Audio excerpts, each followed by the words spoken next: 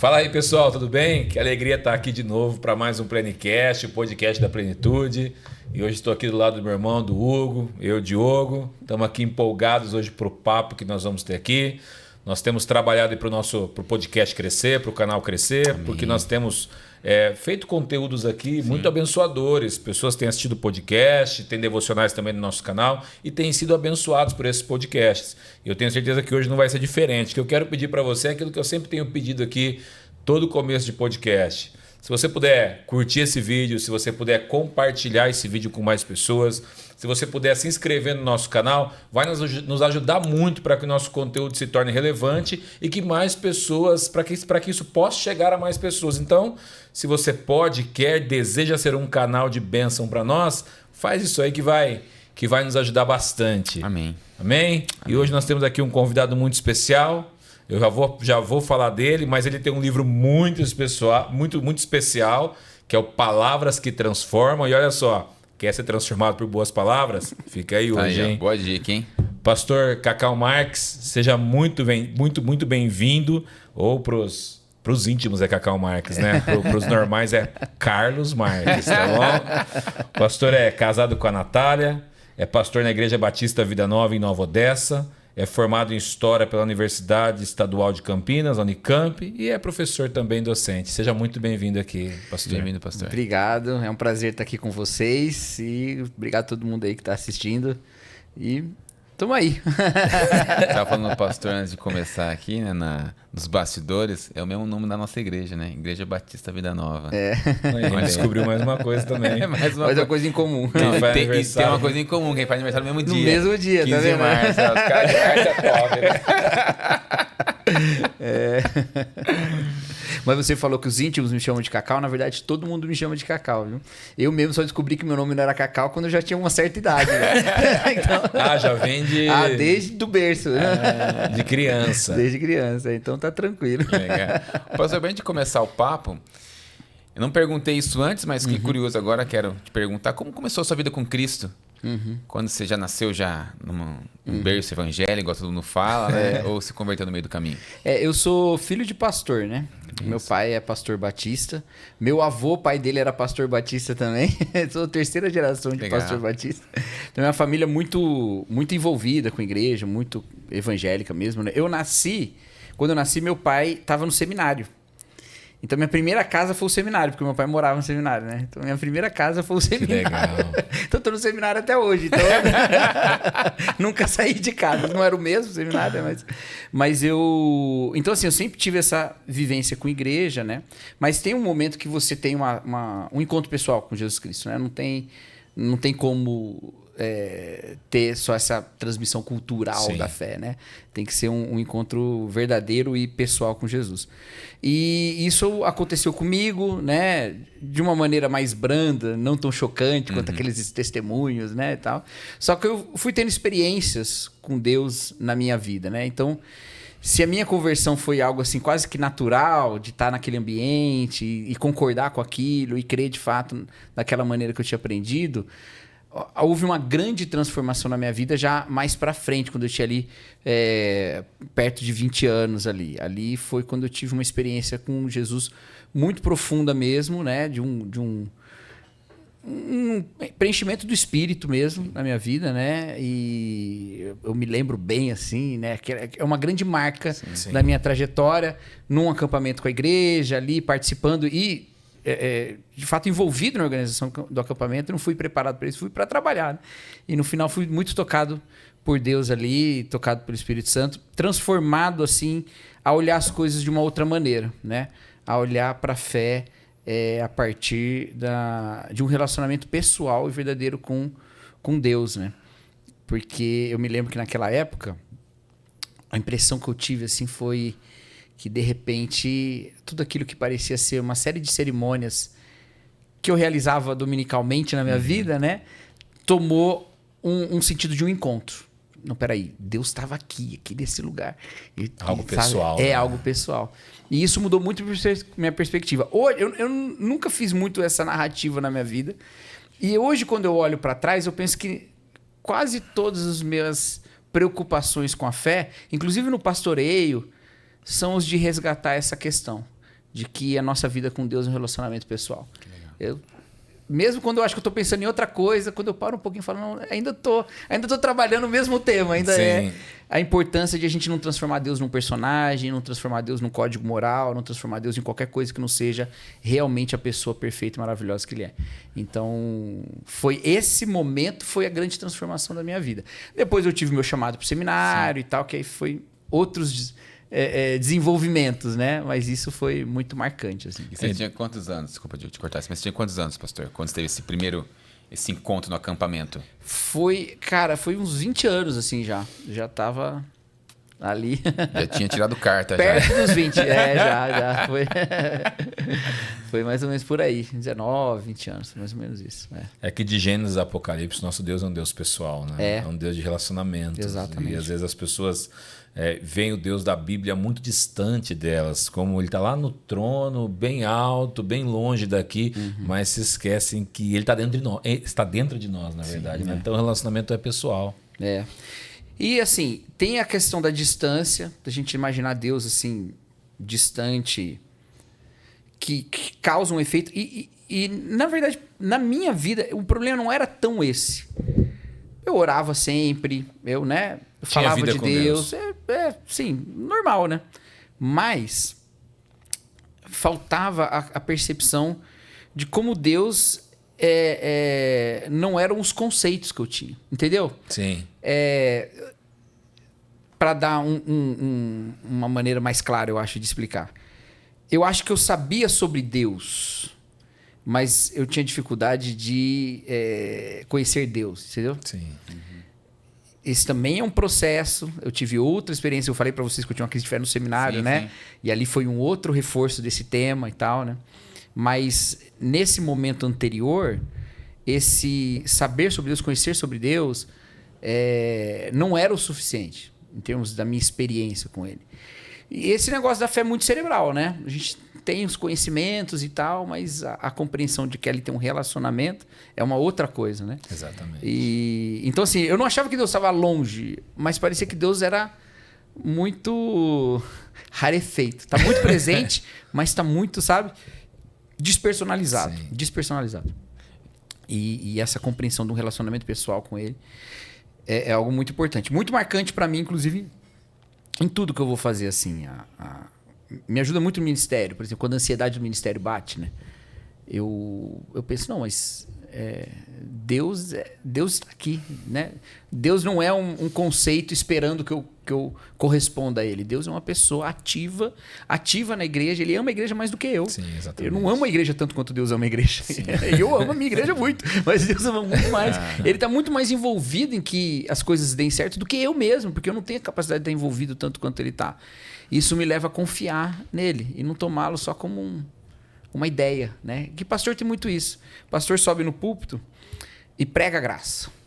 Prega a graça. Ele sobe no púlpito e fala, não é pelas suas obras, é pela graça de Jesus Cristo, é pela fé, confia em Deus. Aí ele faz uma oração, vem aqui, deposita suas ansiedades. Cita 1 Pedro 5, né? Lancemos sobre ele nossa ansiedade, porque ele tem cuidado de nós e tal, e tal, e tal, e tal. E vai, aí todo mundo volta pro banco, assim, aliviado, né?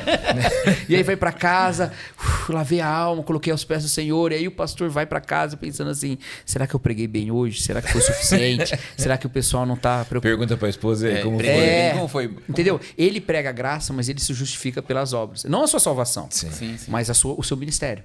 Ele prega a graça para a vida da pessoa, mas a sua vida é o tempo todo se provar. E pensar em Deus como uma pessoa que ama de maneira perfeita e buscar um relacionamento real com Ele, no qual o perdão se manifesta o tempo todo, que eu posso confessar os meus pecados para Ele, eu não sou perfeito, eu posso ir diante dele. Isso me ajuda muito com a minha ansiedade ministerial, sabe? Porque senão a gente pira. Senão a gente pira. Olha, você falou saber e conhecer, né? Por exemplo, dá um exemplo aqui, né? A gente sabe quem é o Cristiano Ronaldo. Todo mundo sabe. Quando eu dou esse exemplo, eu uso o Neymar. Mas eu tô pensando no próximo. Sabe quem é o Cristiano Ronaldo? Sei. Mas como que é o Cristiano Ronaldo? Você conhece o Cristiano Ronaldo? Como que é o dia a dia do Cristiano Ronaldo? Puxa, não sei. O que o Cristiano Ronaldo gosta de comer? Como que ele é? Como que ele reage? Como que ele age? O que ele é?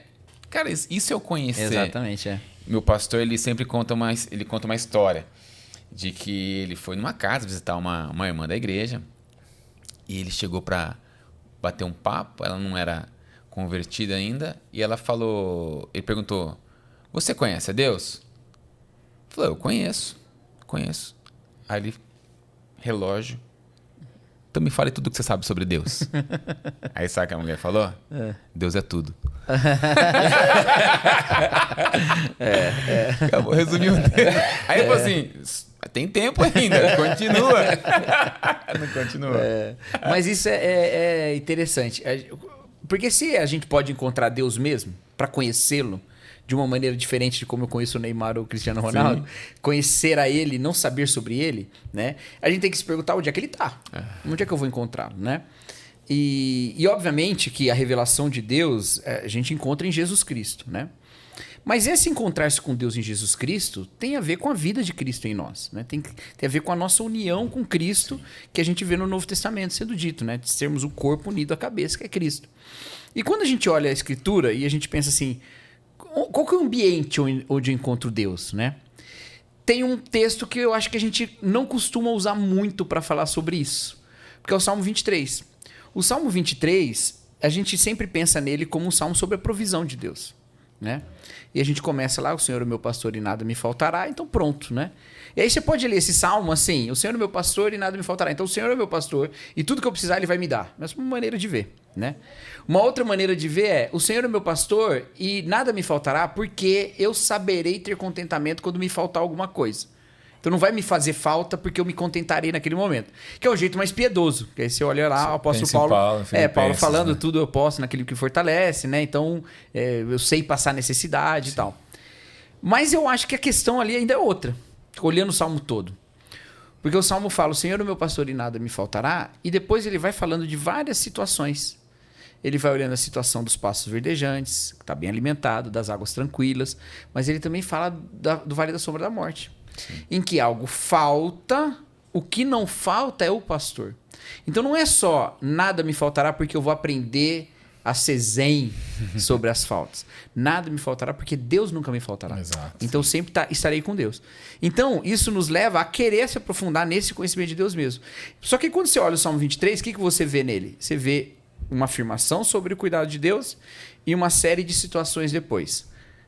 Pastos verdejantes, águas tranquilas, né? Aí vai o caminho da justiça, o vale da sombra da morte, a mesa diante dos inimigos, até chegar na casa do Senhor, onde habitarei por todo sempre, né? O que está acontecendo ali? Por que esses cenários? Quando a gente olha o Salmo, você vê que ele tem 4 verbos de movimento. Ele me guia, ele me leva aos pastos verdejantes, me guia pela vereda da justiça, né? Ele me acompanha no vale da sombra da morte, ainda que eu ande no vale da sombra da morte, desculpa. E depois, bondade e misericórdia me seguirão. Então levar, guiar, andar e seguir, certo? São 6 versículos. Nos 6 versículos, 4 pelo menos, essa ovelhinha está andando. Então ela está andando aonde? Ela está andando no caminho da justiça. É o caminho da justiça que cruza todos esses cenários. O caminho da justiça é a retidão, é o andar segundo a vontade de Deus. É o que a gente chama de santidade. Então, a santidade é o ambiente do relacionamento com Deus. Eu conheço a Deus, eu me encontrei com Ele, Jesus Cristo me salvou, mas se eu não busco a santidade, é como se a gente morasse na mesma casa em quartos separados e nunca se encontra. Exatamente. A santidade é um ambiente do convívio com Deus. Por isso que eu busco a santidade. Eu não busco a santidade porque Deus está lá com uma prova dizendo, fazendo checklist, acertou aqui, errou aqui, no final eu vou pesar e ver se você vai pro céu ou não. Isso aí é good place, não é Bíblia. Né? Na verdade, eu busco a santidade porque eu amo estar com Deus. Eu amo o convívio com Deus. Eu amo desfrutar de Deus. A santidade, então, é esse ambiente do relacionamento com Deus. Compreender isso muda um pouco a nossa perspectiva. Então eu não faço as coisas corretamente porque Deus está gostando ou não está gostando. Eu faço as coisas que a Bíblia me ensina a fazer. Eu busco essas coisas porque eu busco desfrutar mais de Deus. Então é um conhecimento muito mais prático esse do que simplesmente cerebral. Sim. Não é o decorar um monte de versículo, mas é viver por eles. É vivendo por eles que eu absorvo isso tudo. É gravado no coração mesmo. Eu uso uma imagem assim. Imagina que eu tô lá em casa, eu sou casado, né, com a Natália, igual você falou aí, né, eu tô lá em casa, eu e minha esposa, né, a gente tá tudo bem e tal, e aí eu vou mexer em alguma coisa lá e encontro uma caixa. E aí abro essa caixa e vejo que são caixas de coisas que pertencem à minha esposa lá de trás, que ela trouxe da casa da minha sogra quando a gente casou. E aí tem lá de tudo. Tem a boneca quando ela era criança, tem um monte de cartinha que ela recebeu das amigas, né, no ensino médio, tem o diário de quando ela era criança, tem um monte de coisa lá. E eu acho aquilo incrível. Eu falo, nossa, Nath, posso mexer nisso aqui? Pode, fica à vontade. Não tem nada aí que, né?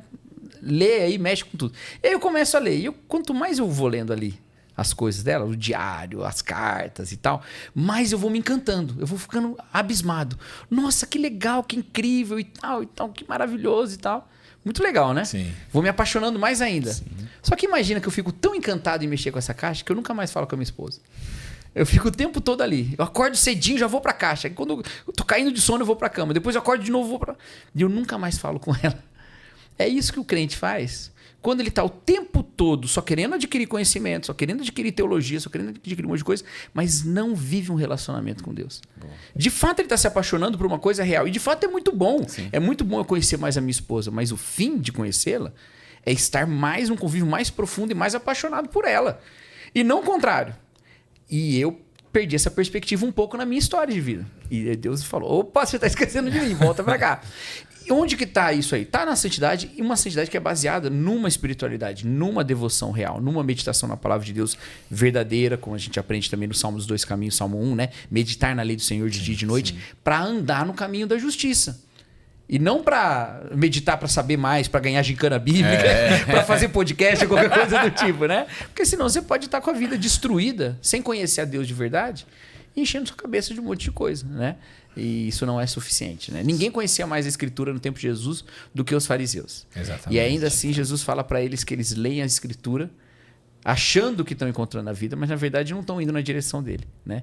Então eles estão lendo de maneira errada. Isso que é problema. Não, tudo isso que você me falou agora, falou aqui pra gente agora, me fez enxergar muito melhor o versículo: sem santidade ninguém verá o Senhor. Olha aí, tem isso aí. Não é? É verdade, é. Você abre os seus olhos para isso e você consegue enxergar melhor essa santidade para ver o Senhor, né? Falando do Salmo 23 aí, minha cabeça já foi... Falei, uau. É o que eu gosto de dizer. Quantas pregações você já ouviu do Salmo 23? E sempre Deus fala de uma forma diferente. Tem coisa nova, né? Nessa hora, Deus te usou para de uma forma diferente para mim. Mais um no arquivo aqui do Salmo 23. Coloca na gaveta certa aí, não é? Já tá aqui. Mas é. Os Salmos, eles têm uma coletânea da espiritualidade hebraica, né? Então, assim, ele tem muita autenticidade, os Salmos. O Bonhoeffer falava que os Salmos são palavra de Deus, que está na Bíblia, né? Mas eles também são palavra para Deus. Não é legal? Legal. Porque o salmista, é uma oração. Tá colocando o sentimento dele ali, né? E é uma oração. A maior parte dos salmos é uma oração. Eles estão falando com Deus. Então, aí você fala assim, peraí, onde é que nasceu esse salmo? Ele nasceu em Deus ou ele nasceu no salmista? Porque ele é palavra de Deus, mas ele é palavra para Deus também. Aí o Bonhoeffer tem uma sacada genial. Ele fala, é porque os salmos são como as canções de Jesus. Porque Jesus é a palavra de Deus, não é isso que fala em João 1? Mas Jesus também é o ser humano que exalta Deus acima de todas as coisas. Ele é o ser humano em quem Deus tem todo o prazer. Ele é o meu filho amado em quem eu tenho prazer. Então ele é a palavra de Deus, mas Jesus também é a adoração perfeita do ser humano a Deus. Então o Bonhoeffer fala, o jeito certo, o jeito cristão de ler os salmos é lendo os salmos como sendo as canções de Jesus. Porque ele é como Jesus, é a palavra de Deus e palavra para Deus. Não é muito bonito? Muito bonito. Esse alemão era bom. Ele era bom mesmo. E que livro que é esse? Esse ele fala eu acho que é no Vida em Comunhão que ele fala sobre isso. Recém-relançado pelo Mundo Cristão, inclusive. É verdade. Fico com vontade de ler, acho que é no Vida em Comunhão. É o meu livro preferido do Bonhoeffer, inclusive. Ele é lindo, esse livro aí. Ele é... Olha aí. Poxa, falando da Mundo Cristão. Foi até bom que você tocou nesse assunto. Agradecer o pessoal da Mundo Cristão, que sempre dá uma força pra gente, pra trazer os convidados do podcast. Obrigado aí, Thalita. Obrigado, Marcelo. Obrigado aí. Tem outra moça também do marketing, não lembro o nome dela. A Natália eu não posso esquecer que é o nome da minha esposa também. Da minha também. Então pronto. Olha quanta coisa em comum na mesa. Tá vendo? Então, obrigado aí, viu, galera? Vocês são uma benção mesmo. Pastor, eu sei que não era um projeto do livro, né? Começou com algo totalmente diferente. Como que o podcast Mundo Cristão virou um livro? Então... Surgiu de você? Surgiu da Mundo Cristão? Foi tudo da Mundo Cristão. Na verdade, eles iam lançar a Bíblia 365, né? E eles estavam com algumas ideias de fazer o marketing dessa Bíblia, né? Na época... quem trabalhava no marketing do Mundo Cristão é uma amiga muito querida minha, que é a Jaqueline Lima. E ela teve essa ideia. Como a gente já gravou podcast lá atrás juntos e tal, ela pensou, puxa, seria legal ter umas meditações para acompanhar o ano, já que a Bíblia 365 é uma Bíblia de leitura anual, né? Sim. Para acompanhar o ano das pessoas, fazer umas meditações juntas para reforçar isso e tal. Aí ela me mandou uma mensagem, falou que você topa e tal, fazer uns podcasts durante o ano, vê aí quantos você consegue fazer e tal. Aí eu pensei e falei, vamos fazer quinzenal, né? Que aí fica, não dá para fazer diário, né? Sim. Semanal ia exigir um pouco, mas quinzenal dá. Então beleza, vamos fazer quinzenal, fechamos assim. E aí eu fiz os podcasts o ano inteiro, né? A cada quinzena do ano, com base nos textos daquela quinzena da Bíblia 365. E pronto. Entreguei, deu tudo certo, acabou o ano, foi legal, o pessoal lá gostou, né? O feedback que eu tive foi muito legal e beleza. Isso foi... Ela falou comigo em 2020, a gente lançou em 2021, né? Os podcasts. Em 2022, ela entrou em contato comigo de novo. Ele falou assim, a gente tava falando aqui que esse material ficou muito legal e tal. Se a gente transformar num livro e lançar, você topa que eu leve esse assunto para a diretoria aqui, para o pessoal pensar? Manda bala, né? E aí deu certo, né? Mas lá atrás, quando eu falei pro Bibo que eu ia fazer esse podcast, ele falou, você já se prepara porque você vai sair em livro, hein? Eu falei, não sei, né? Não vou contar com isso, né? Vejo que tu és profeta, Bibo. O Ed Renekiewicz foi assim, vai ser assim. E aí, e aí foi assim, né? Aí depois eu e o Daniel, que é o editor lá, a gente trabalhou em cima do livro e tal. Eu escrevi um capítulo a mais depois, que não tem podcast, né? Que é o de Isaías, que tá aí. Que ele falou, põe mais um profeta, tem pouco profeta aqui. Aí escrevi um sobre Isaías.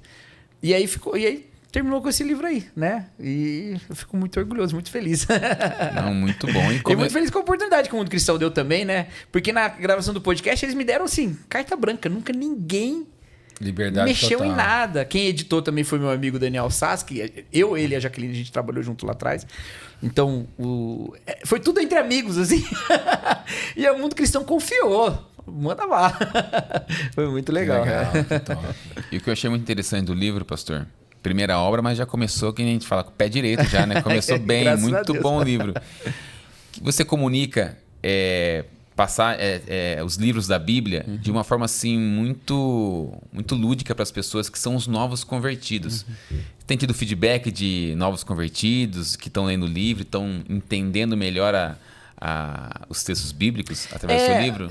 Isso aí era uma preocupação que a gente tinha lá atrás, na gravação, de ser amplo, né? De conseguir atingir mais gente. Porque quando eu pensei nas meditações, eu pensei assim, olha, a Bíblia 365 é uma Bíblia de leitura anual e ela facilita muito a leitura anual.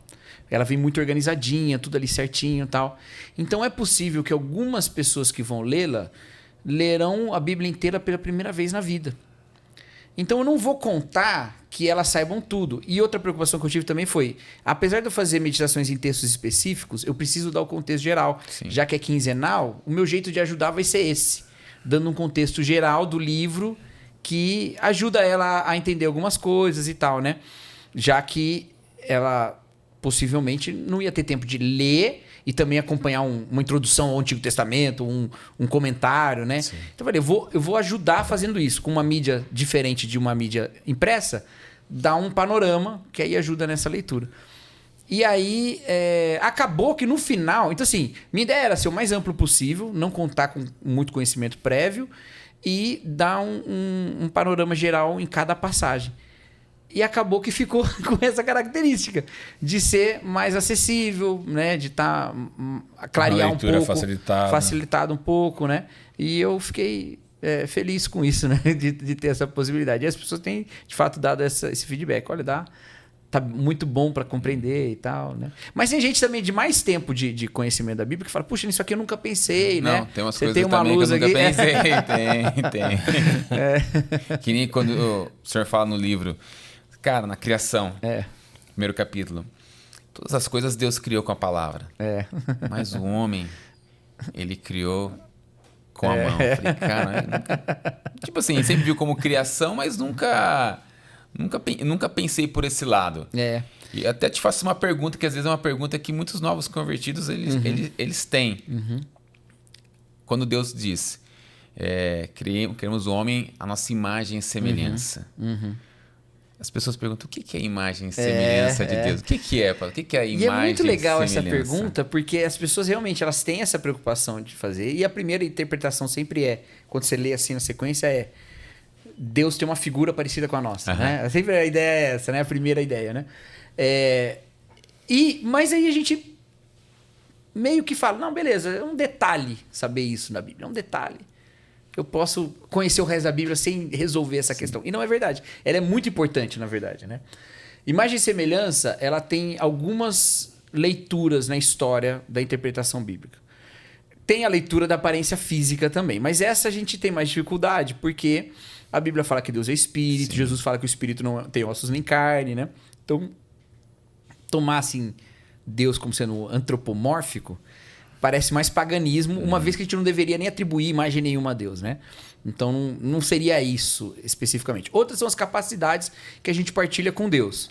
Essa já é um pouco mais... faz um pouco mais de sentido. Tem algumas coisas que são exclusivas do nosso relacionamento humano com Deus, que a criação, o resto da criação não tem, né? Então, um senso moral, por exemplo, que nós temos, os animais não têm senso moral, né? Sim. E nós temos senso moral. Algumas capacidades de abstração, de criatividade, de imaginação, Deus tem, nós temos.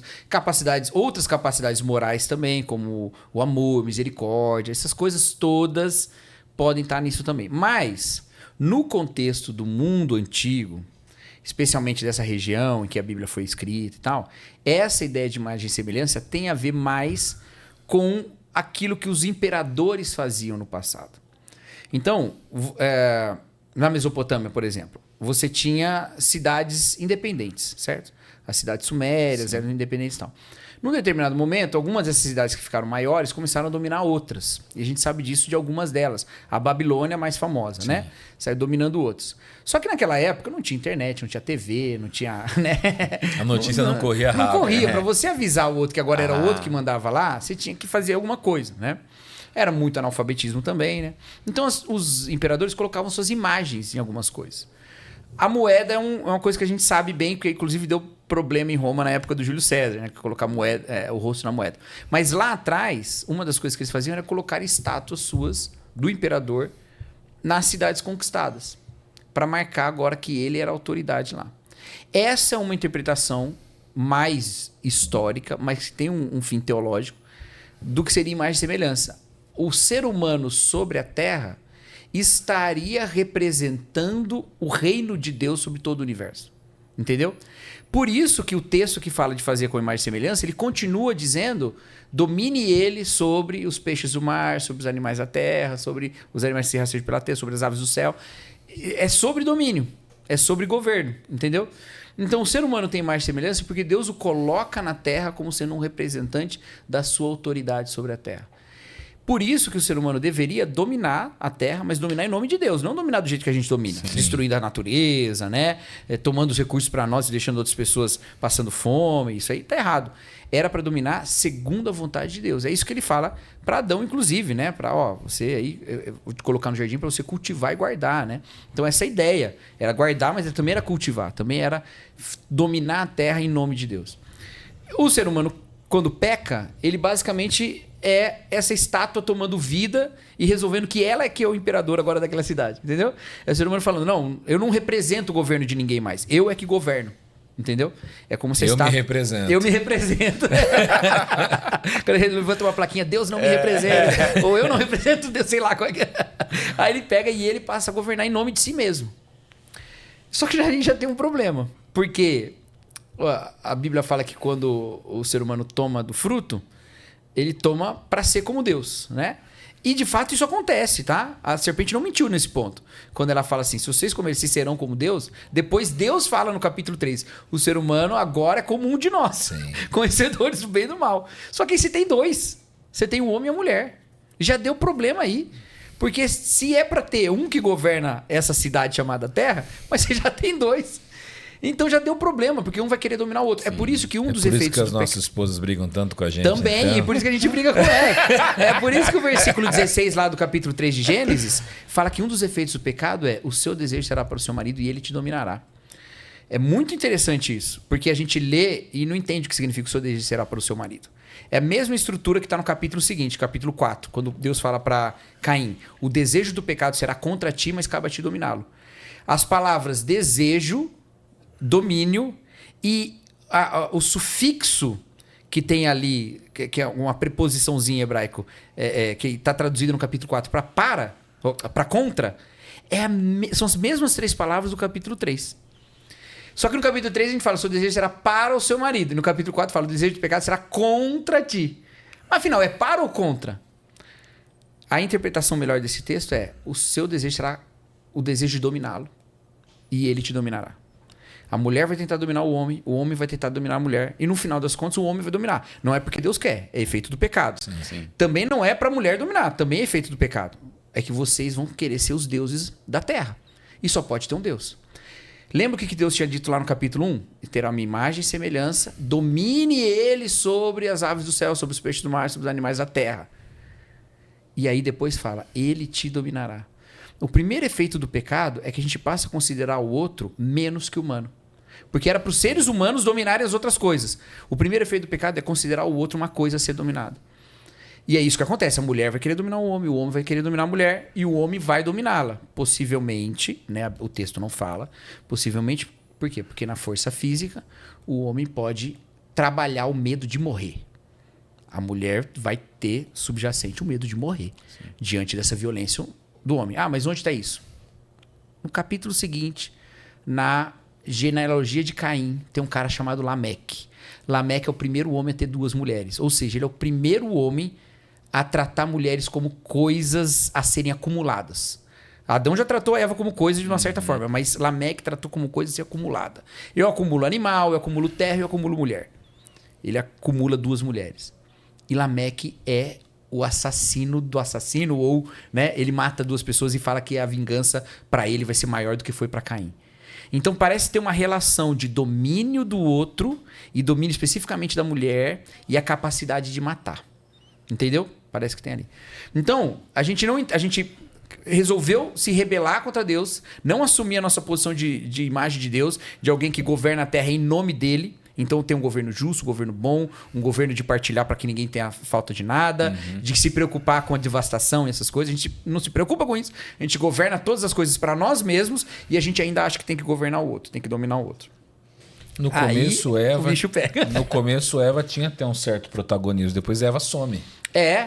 Não, Eva perde o nome de humanidade. Isso aí é outra coisa também. Eu vou tentar deixar claro para as pessoas não entenderem errado o que eu estou falando.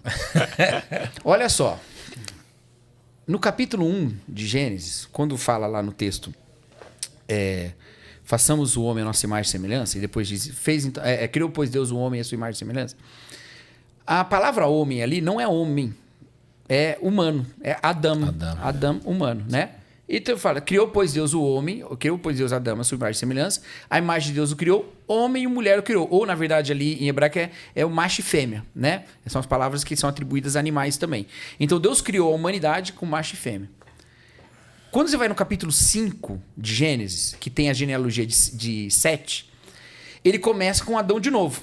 E aí ele fala assim, Deus criou a humanidade, Adão, Deus criou Adão, macho e fêmea.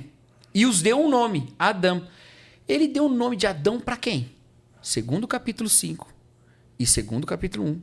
Adão era o nome da humanidade. Quando o homem conhece a mulher, ele não chama ela de Eva. Ele chama ela de Isha, de mulher. Não chama de fêmea também, chama de mulher. Porque ele é o Ish, ela é a Isha. Então ela me corresponde comigo. É depois da queda que o homem fala, você será Eva. E ele fica com a palavra Adão para ele.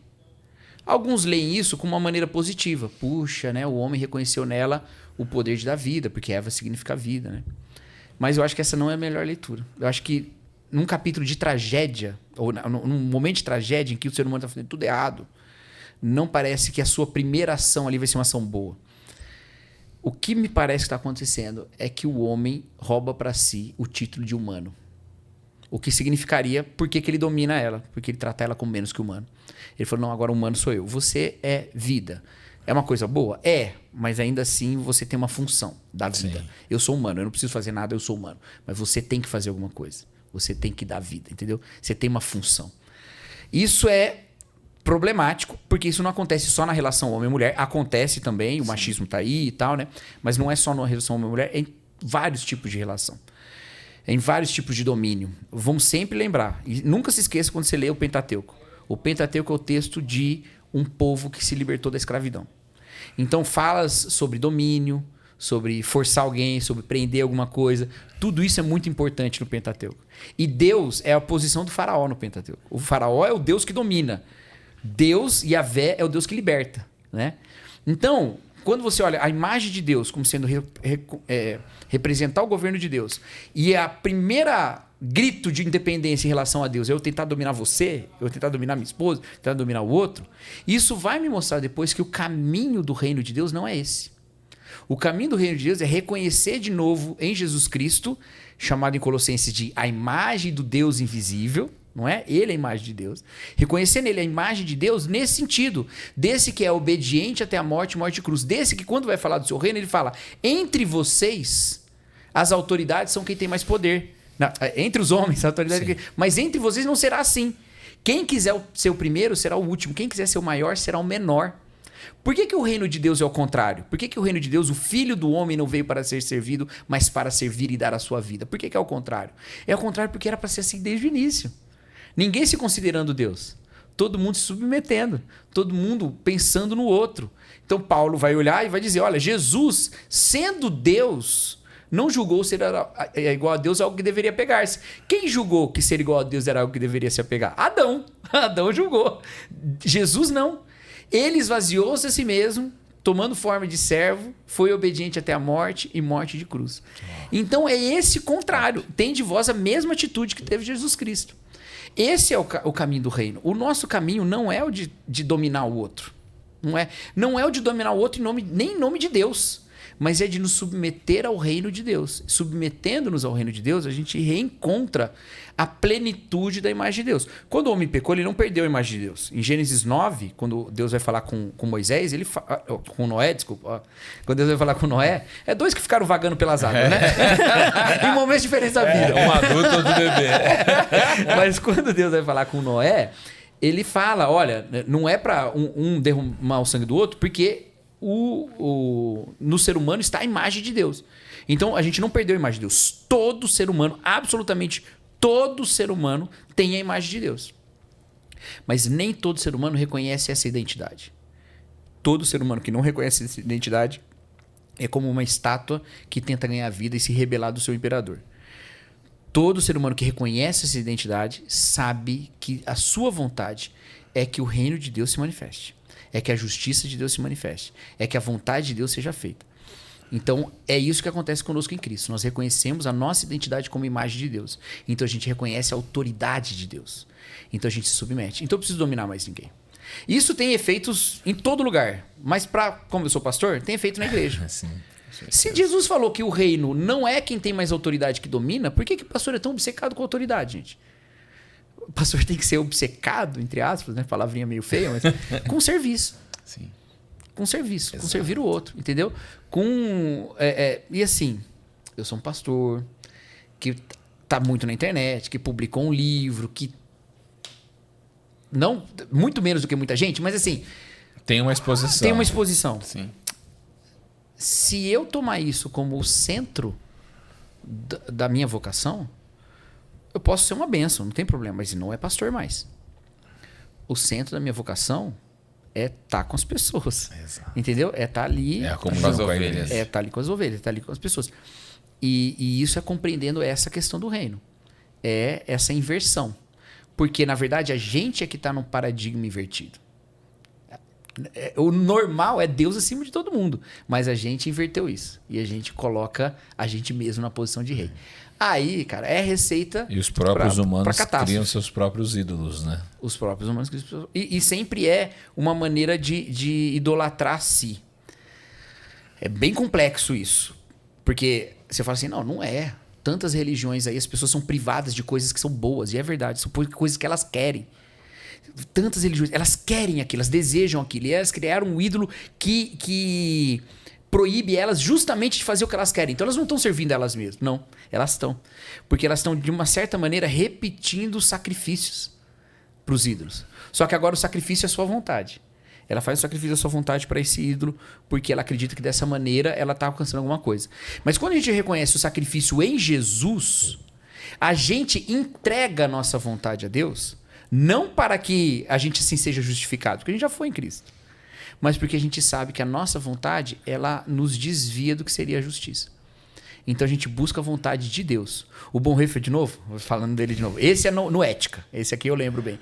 No Ética, ele fala o seguinte, ele fala assim, o ser humano antes da queda, ele não se perguntava sobre o bem e o mal. É genial essa colocação dele, porque ele fala assim, o que é ética? Ele vai falar de ética. O que é ética? Ética é a disciplina filosófica que decide o que é bem e o que é mal. Sim. Isso é ética. Só que para o cristão, isso é um problema. Porque para o cristão, o conhecimento do bem e do mal é o início do problema. A árvore é a árvore do conhecimento do bem e do mal. Foi onde o bicho pegou. Então ele fala assim, a própria tarefa de eu criar uma ética, ela já mostra que eu sou pecador. A própria tarefa de me perguntar bem e mal, sobre bem e mal já mostra que eu sou pecador. Por quê? Porque antes do conhecimento do bem e do mal, não havia essa dúvida. O que havia? Havia uma vontade, não de saber o que é bom, o que é mal. Havia uma vontade de saber qual é a vontade de Deus. Então a pergunta era outra. Qual é a vontade de Deus? Eu não ponho a vontade de Deus no meu julgamento. A vontade de Deus é boa ou é ruim. Não, a vontade de Deus é a vontade de Deus. Acabou. Quando a gente come do fruto, a gente se põe na posição de julgar o que é bom e o que é mal. Só que cada um julga de um jeito. O homem olha para a mulher olha para o homem e eles falam assim, eita, não sei o que eles estão fazendo com o meu corpo, deixa eu me cobrir, porque eu não sei como é que ele julga. Não estou mais acessado. Antes, a gente estava todo mundo junto, por quê? É a vontade de Deus. Todo mundo está querendo a mesma coisa. Deus quer isso para mim. Agora, cada um quer para si. Então, todo mundo sabe, e é muito doido que isso é automático. Por que o homem automaticamente sabe que precisa de um certo distanciamento da mulher? E a mulher automaticamente sabe? Porque ele sabe o que está na cabeça deles. Ele sabe que a partir de agora eu governo para mim. Opa, o que impede que ele esteja governando para ele também? Entendeu? Então um se protege do outro. Gente, não é à toa que a Bíblia fala que a gente no pecado vive uma morte. Porque eu estou andando na rua e eu olho uma pessoa vindo na outra direção e eu não sei se ela vai me tratar bem ou se ela vai me assaltar. Comparado com um tempo em que a gente não precisava nem se cobrir de tanta naturalidade que a gente tinha com outros, isso aí é morte, isso aí não é vida. Vida era o que a gente tinha antes. A gente só chama isso que a gente tem hoje de vida porque a gente nunca teve aquilo. Exato. Porque se a gente tivesse, a gente ia dizer que a gente está morto. Não tem como viver desse jeito. Igual quando a gente imagina gente que passa décadas em zona de guerra e pensa, como é que essas pessoas vivem? Elas não vivem, isso é morte. Mas elas não têm outra coisa, então aquilo é a vida. A gente está nessa situação comparado com o que Adão era, né? Aí a gente vive nessa situação de conflito imenso. Aí vem uma promessa de Jesus de dizer, olha, as coisas vão ser restauradas. Porque o problema tá que vocês continuam achando que vocês vão fazer a justiça através de vocês mesmos. E eu tô aqui mostrando o outro caminho, em que Deus, que condena vocês todos, resolveu perdoar vocês todos. Resolveu perdoar vocês todos com um sacrifício perfeito, trazendo um reino que é um reino completamente diferente. Então aí a gente, quando entende isso, tem que inverter as coisas. A gente tem que falar, eu tô aqui para ser salutar para o outro. Eu tô aqui para ser bom para o outro. Todo mundo vai ter desconfiança de que qualquer pessoa é uma ameaça. Mas o máximo que eu puder falar, que numa relação comigo a pessoa tem uma segurança, ela tem sinceridade, ela tem bondade, ela tem socorro se ela precisar. Porque eu tô querendo viver o paradigma do Éden. Eu não tô querendo viver o paradigma da queda. Isso transforma totalmente, né? Isso muda completamente. As pessoas hoje, elas... Acho que o Douglas Gonçalves disse isso uma vez.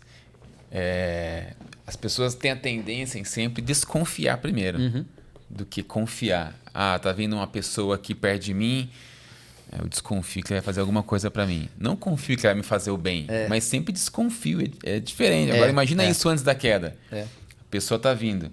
Ah, é nós.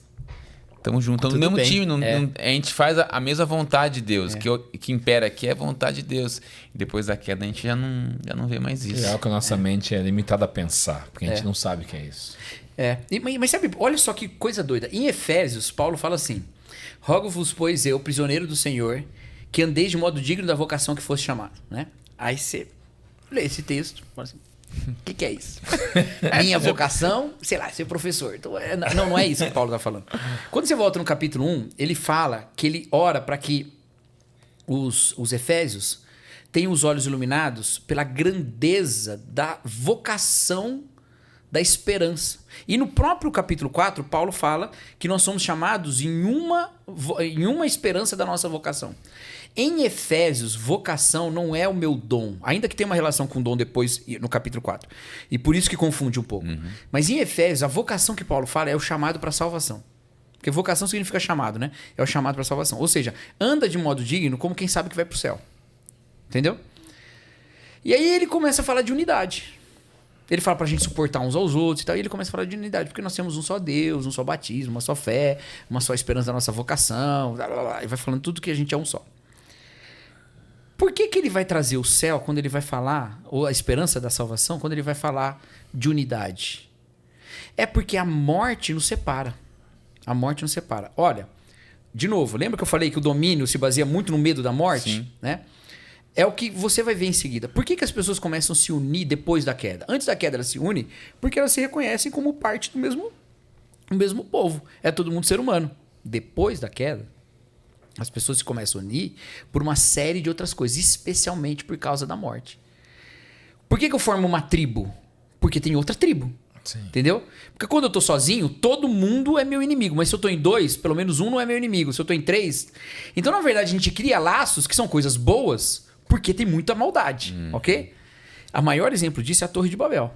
A Torre de Babel é gente que se une. É lindo o que está sendo dito ali, é uma unidade. Se você não toma cuidado... Uma unidade tremenda, né? Se você não tomar cuidado, você lê a Torre de Babel e acha que Deus está sendo a favor da desavença. Né? Porque tá todo mundo unido, olha que bonito, e Deus vem e separa todo mundo, né? Mas eles estão unidos por quê? Por que eles estão unidos na Torre de Babel? Quê? Para quê? A gente tem uma leitura evangélica da Torre de Babel que ela é muito bonita, ela é super conveniente, mas ela dificilmente é o que o texto significa. Que é assim, eles queriam construir uma torre para o céu, ou seja, salvação pelas obras. Isso é errado, é Deus que nos salva. É super conveniente. E é uma verdade bíblica do Novo Testamento. Mas o texto não está falando isso. Ele nem está preocupado com o céu. O que o texto está falando é assim, eles estão construindo uma torre que eles estão construindo para quê? Eles dizem para fazer um nome para nós, né? E nós não nos dispersarmos. Fazer o nome para nós é, quando a gente morrer, o nome continua. Sim. Entendeu? A gente não some. A gente não vai desaparecer da Terra. Ou seja, um medo da morte, né? Vão se juntar. O leitor original de Gênesis, ele sabia como as obras faraônicas, e as literalmente faraônicas, né? Que o povo tinha feito lá no Egito. Eles sabiam como elas eram feitas. Elas não eram feitas com impressora 3D. Não era alienígena. Não era. Alienígena, essa ideia de que era alienígena é o maior recibo que a gente passa da nossa crise de consciência. Porque a gente fala que é alienígena para não assumir que as grandes obras do passado eram todas feitas com escravidão e morte de pessoas. Né? Então, quando o cara lia lá, vamos fazer uma torre gigantesca, o povo que tinha saído do Egito, que tinha construído a cidade de Ramsés, lia aquilo lá, ele fala assim, eita, mas quanta gente morreu para fazer isso? Entendeu? Ele sabia que ali não era uma maravilha de engenharia, ali era uma obra da exploração. Sim. Ele sabia, porque ele viveu isso com o faraó. Então, a gente não lê desse jeito. A gente fala, qual que é o grande problema, Deus, fazer uma torre? Eles não queriam chegar mesmo, porque precisava separar o povo. Mas tem mais uma coisa. Deus fala que vai separar o povo, não é porque a torre ia ser alta demais. Ele fala que vai separar a torre porque o povo é um só, em breve não haverá limites para o que eles podem fazer. Pensa, uma sociedade de exploração em que não há limites para o que eles podem fazer. Eles vão criando cada vez mais maldade, vão crescendo nessa maldade e vão escravizando cada vez mais pessoas. E não tem nenhum outro povo para guerrear com eles. Então aí Deus separa os povos para pôr limite no mal. Quando um povo faz muita maldade, Deus levanta outro. E essa é a história do Antigo Testamento. Quando o povo está lá ainda em Gênesis... Tem Gênesis ainda? Acho que em Gênesis, nas profecias de Jacó, eu acho.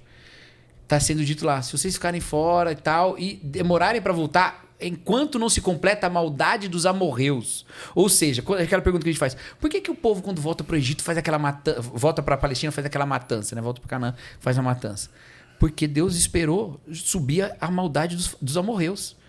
Aquela região foi dominada pelos amorreus e por outros povos todos, e eles fizeram um monte de injustiça. Aí Deus usou um outro povo, os hebreus, para dar uma lição neles. Aí lembra Abacuque? Abacuque, Senhor, até quando eu vou clamar violência, o Senhor não vai me atender. Não, vou atender. Vai atender como, Senhor? Eu vou mandar os caldeus aí, os babilônicos, acabarem com vocês. Entendeu?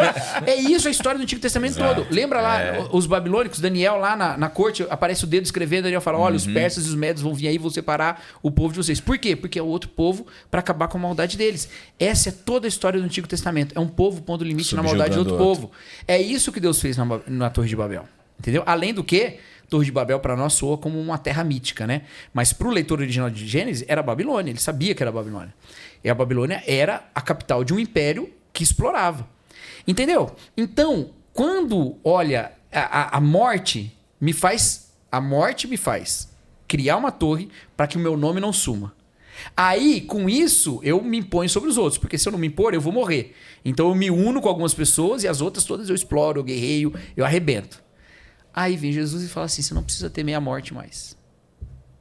Aí as nossas uniões não são mais funcionais. Eu não sou irmão de vocês porque eu preciso de vocês para sobreviver. Não, porque eu vou sobreviver por causa da cruz. Se a cruz vier, ou se a morte vier e eu morrer, eu vou viver eternamente. Eu não estou mais com medo disso. Então por que eu sou seu amigo então? Por que eu falo que eu sou seu irmão em Cristo? Porque eu tenho vida em Jesus. Então, quando Paulo fala, vocês andem de modo digno da vocação que foram chamados, porque foram chamados para o céu, vivam em unidade, suportem uns aos outros, tenham humildade um com o outro, é por causa disso. Porque a morte, ela me faz olhar os outros como riscos. Mas quando eu tenho vida eterna, não tem mais risco nenhum. Aí como é que eu aplico isso na vida? Vamos pegar aí, 3 anos atrás. O padre que foi internado lá na Itália e tinha um respirador só disponível. E o padre fala assim, dá para esse jovem, pode deixar que eu morro. Por quê? Porque eu já vivi muito. Porque eu já tenho Jesus. Esse jovem aí, a geração jovem italiana, não é tão cristã como as outras. Esse jovem aí provavelmente nem crê em Deus, né? Deixa ele viver mais um pouco. Eu posso morrer, eu posso abraçar Jesus agora. Entendeu? Por isso que Jesus vai falar, olha, fantástico. Você vai conhecer o amor assim. Eu dei minha vida por vocês. E vocês devem dar sua vida pelos seus irmãos. Mas por que, Senhor? A vida é a única coisa que eu tenho. Não, eu te dei a vida eterna. Você tem muito mais do que essa vida. A vida é só o começo de todas as coisas que eu te dei. Você tem muito mais do que isso. Agora, isso muda a nossa vida inteira. Por isso que Paulo vai começar o capítulo 4 falando. Isso é modo digno da salvação. Isso muda a vida inteira. Por que é que a gente faz o que a gente faz? Pensa, o ser humano que não é crente, que não crê em Jesus. Por que ele faz o que ele faz? Por que ele cria empresas? Por que ele faz invenções? Por que ele compõe música? Por que ele faz tudo? Tudo, de alguma maneira, tem a ver com essa questão da morte chegando. Em Eclesiastes tem um texto que fala que todas as coisas realizadas pelos homens são frutos da inveja e disputa entre os seres humanos. Por que a gente está o tempo todo em disputa? A gente desenvolve. Quantos avanços científicos não vieram de guerra?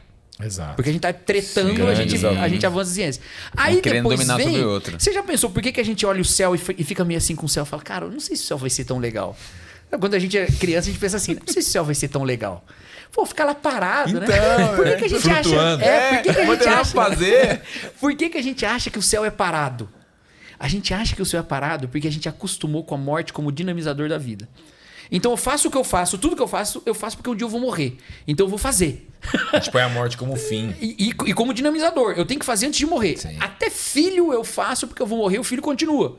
Tudo eu faço porque eu vou morrer. Aí vem alguém e fala, você não morre mais.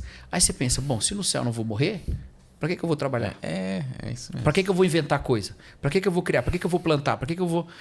Eu não vou fazer nada. Porque a gente tá tão acostumado a dinamizar. Você já leram O Senhor dos Anéis? Não. O Tolkien... É muito grande pra mim. Mas você já viu o filme, pelo menos? Já, então, 2 vezes. O Tolkien... Diz que o Tolkien, ele quando criou os seres lá do Senhor dos Anéis, é que no filme não fica tão claro, Sim. porque não tem tanto tempo para descrever isso. Sim. Mas tem uma questão lá... No filme aparece um pouco isso. Como os elfos são relutantes em entrar nas guerras, né? E o Tolkien tem essa ideia de que, como os elfos são imortais, eles são mais pacatos. Como os homens são mortais, eles são mais intensos. Porque ele tem que fazer mais, porque tem mais pressa, entendeu? Então os elfos falam, nem tudo vale meu esforço. Os homens não, cara, eu tenho que me envolver porque a vida vai acabar, entendeu? E isso é muito verdade. Essa é a vida humana. A gente tá dinamizado pela morte. A gente faz as coisas porque um dia a gente vai morrer. Aí a gente pensa, bom, o céu eu não vou fazer nada porque eu não vou morrer. Só que no céu eu vou fazer um monte de coisa, porque eu não sou dinamizado pela morte. Eu sou dinamizado pela glória de Deus. Uau. Então eu vou criar música no céu? Vou. Não porque quando eu morrer tem que ficar meu CD gravado. Eu vou porque Deus é digno. Eu vou construir coisas, eu vou fazer invenção, eu vou mostrar. Deus, olha que coisa doida que eu fiz. Vou. Por quê? Porque Deus é digno. Porque eu sou dinamizado pela glória de Deus. Eu tenho uma criatividade que é movida pela mesma criatividade que Deus tem quando cria o mundo. Deus não criou o mundo porque ele ia morrer. Deus criou o mundo por causa da sua glória. E eu vou criar as coisas por causa da glória de Deus. Agora, por que eu vou esperar morrer para fazer isso? Por que eu já não começo agora? Por que o meu trabalho já não é para a glória de Deus em vez de ser para eu sobreviver? Por que as minhas relações já não são para a glória de Deus em vez de ser para eu sobreviver? Essa é a mudança da chave que Paulo coloca em Efésios 4:1. Ele diz, anda como quem sabe que vai para o céu. Porque quem sabe que vai para o céu não é dinamizado pela morte, é dinamizado pela glória de Deus. E aí muda a vida toda. E aí, os irmãos reformados estão certíssimos em dizer que o grande centro da vida, o grande propósito da vida é glorificar a Deus e deleitar-se nele para sempre. Porque se você glorifica a Deus... E é muito doido que o propósito, não são os propósitos. O propósito da vida, que é o Catecismo de Westminster, né? O propósito da vida é glorificar a Deus e deleitar-se nele. O propósito é glorificar e deleitar-se. Porque você glorifica se deleitando nele e você se deleita glorificando. Entendeu? Esse é o céu. Profundo. Esse é o céu. E isso é ser dinamizado pela glória de Deus. Você trazer a cultura do céu para sua vida. Perfeito. Né? Exatamente. Eu lembro um autor que falou, num livro que eu estava lendo, ele fala que a partir do momento que você se converte, que você se entrega a Cristo, você já começou a viver sua eternidade. Uhum. É agora. Não quando você morrer que você vai viver sua eternidade. Sua eternidade já começou. Tem um episódio dos Simpsons que o Homer não vai pra igreja. Ele resolve que não vai pra igreja. Aí a Marge fica brava com ele. Não, você vai comigo pra igreja. Não vou pra igreja, não vou pra igreja. Por que eu vou pra igreja? Eu vou lá, ouço. E a igreja dos Simpsons, realmente nem eu queria ir, né? Fala sério. Todas as cenas de tédio dos Simpsons se passam dentro da igreja. Aí, não vou pra igreja, vou ficar em casa. Aí, quando ele fica em casa, sabe o que acontece? Ele acha um dinheiro que ele tinha perdido, acontece um monte de coisa boa com ele. Ele fala, cara, esse é o melhor dia da minha vida. Nunca mais eu vou pra igreja. Aí a Marge vem e ele fala, eu não vou mais pra igreja, porque eu fiquei em casa e foi tudo bem, foi maravilhoso, não vou. Aí a Marge fala assim pra ele, não me faça escolher entre você e meu Deus, porque você não pode vencer. Ó, a Marge crente, né? Apesar que os Simpsons são presbiterianos, né? É verdade, a igreja deles é presbiteriana.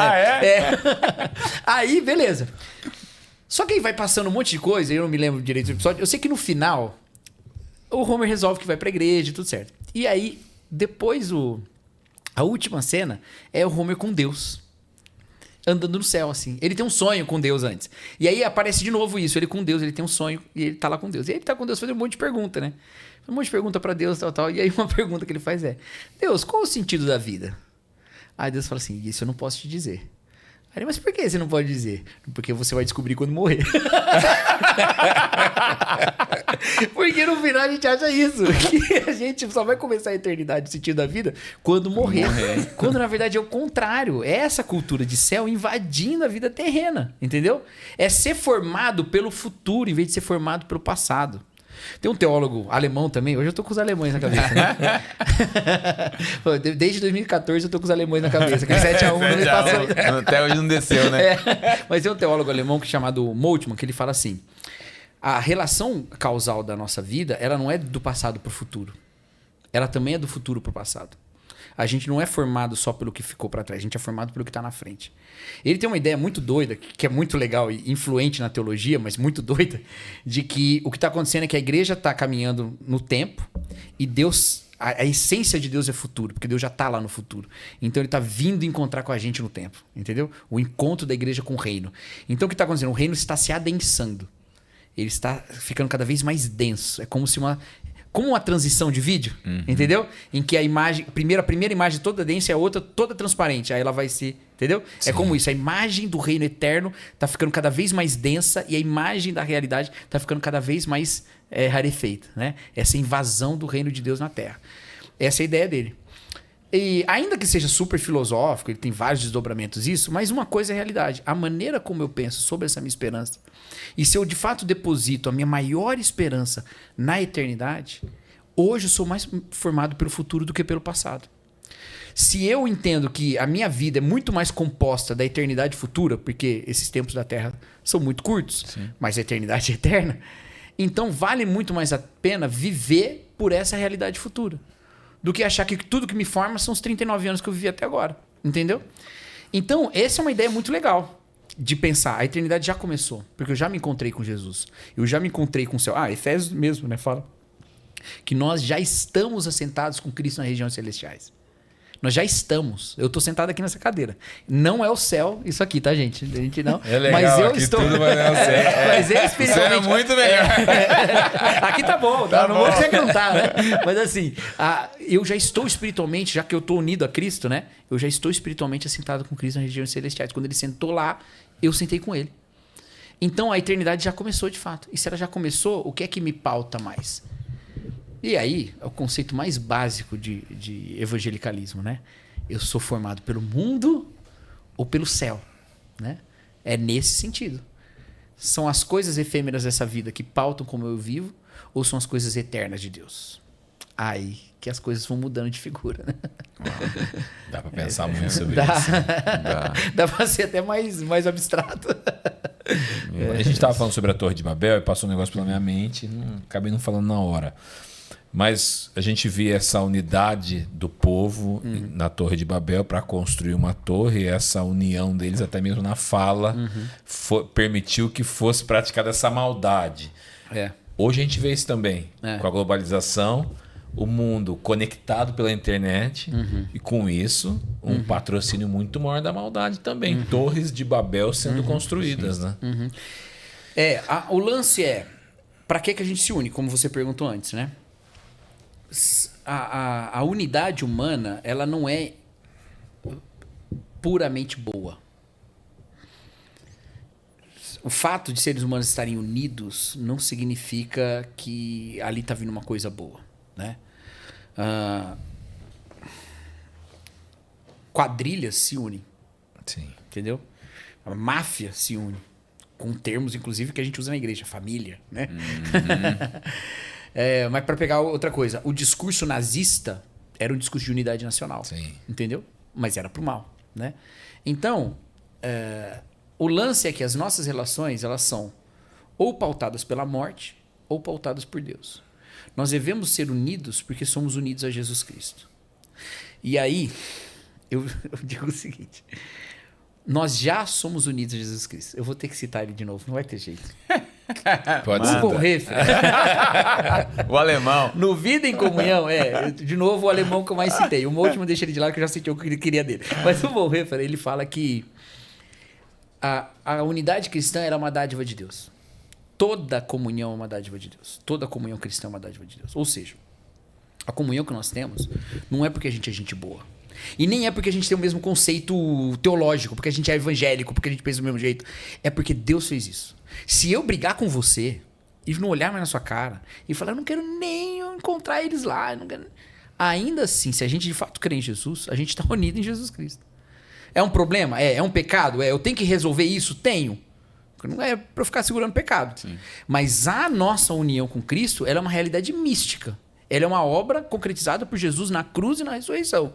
E acabou. E não tem o que eu possa fazer com isso. Todo mundo que crê em Jesus está unido em Jesus Cristo. O lance é o que a gente faz com isso. A partir dessa realidade mística, concretizada em Jesus, a gente tem que entender o que é que a gente faz. A gente tenta entender isso desenvolvendo o conceito disso. Com esse objetivo que Paulo escreve em 1 Coríntios. Era uma igreja dividida, certo? E o que Paulo fala para eles? Ei, eu, Apolo, Pedro, a gente tudo pregou a mesma palavra. A gente tudo pregou a palavra da cruz.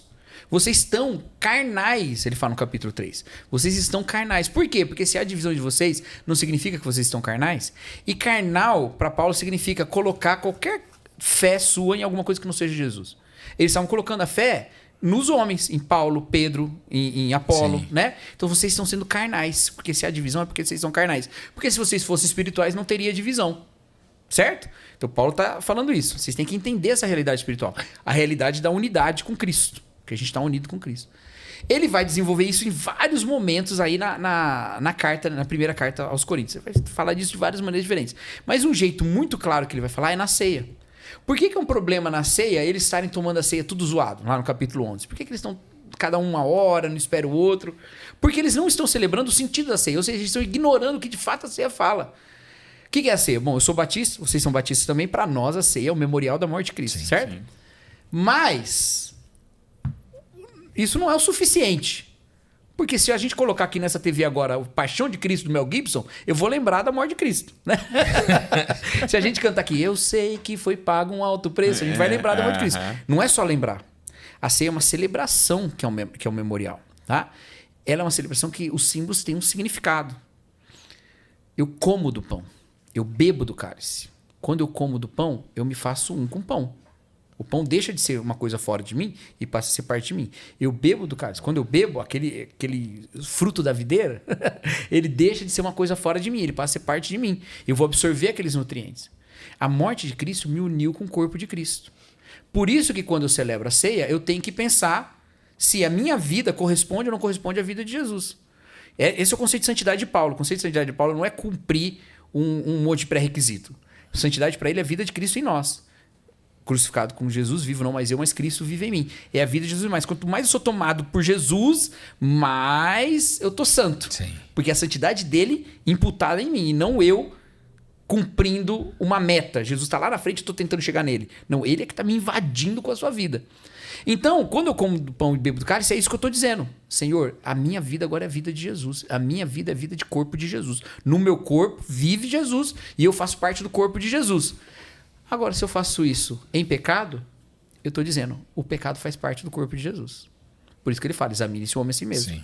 Mas não só isso. Se eu faço isso brigado com você, que é meu irmão, eu estou dizendo, o corpo de Jesus não é suficiente para nos unir. Ou a gente não é parte do mesmo corpo. E se eu estou falando a gente não é parte do mesmo corpo, eu estou decidindo em nome de Jesus. E se eu estou decidindo em nome de Jesus, talvez eu é que esteja me colocando fora. Se eu como do pão junto com você e falo, a gente não é do mesmo corpo, quem garante que é você que não está no corpo? Talvez seja eu que não estou.